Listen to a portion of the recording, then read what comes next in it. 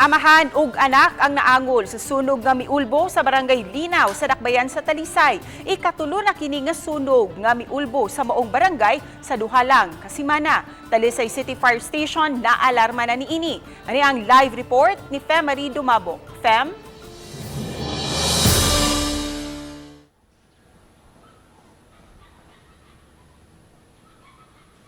Yes, Cecil, ang unang sunog nga nasinati sa Barangay Linaw sa Dakbayan sa Talisay nahitabo ditong buntag sa Enero 31 sa sitio San Miguel. Ikaduha sa pagkagabi na ng Enero 31 sa sitio Candaya ug ang ikatulo nahitabo gahapon sa sitio San Miguel. Sa gahapon nga sunog, mato sa Chief Investigator sa Talisay City Fire Station, FO3 Junril Shabuk, nga duha ang naangol.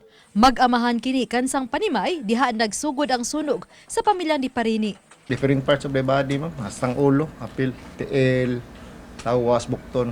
Daghan to eh. Natuog to siya sa sala. And then morning namat, dako lang kayo sa second floor. And then, unsay ang huna-huna, pero unang nahuna-huna is, gidagan niya ang breaker. Nadawat ang alarma sa sunog pasado alas 10 sa buntag. Diin sa inisyal nga investigasyon, duha ka mga bata nga nagdula og lighter ang gitan-aw nga hinungdan sa sunog. Tungod niini, subling pahinumdum sa kabumbiruhan nga ibutang sa lugar nga dili daling makuha sa mga bata ang mga butang nga daling makakos og sunog. Dili kanang maduduaan sa mga bata. Actually, gisigi naman remind sa among OLP, ma'am. And then, ako itong giingnan si Sir Jiggy nga bisag kinahanglan na og OLP nga on the road ang Barangay Linaw. 7 ka mga balay ang naugdaw sa maong sunog. Diin ang danyos mobalor sa dulan 200,000 pesos. Tungod nga mauna kining katulo nga sunog nga niulbo sa susama nga barangay sudlang sa duha ka semana.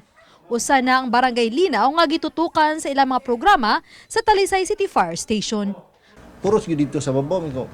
Siguro sir bisag wa sila maigo sa among plan ligtas na pamayanan ba kay raman diri sa highway. Nanto ko Sir Jiggy nga kung pwede adto sa didto.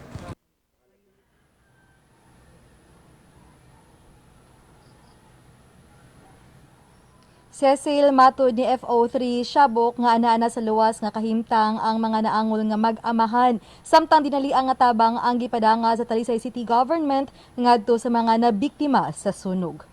Cecil? Dagang salamat, Fem Marie Dumabo.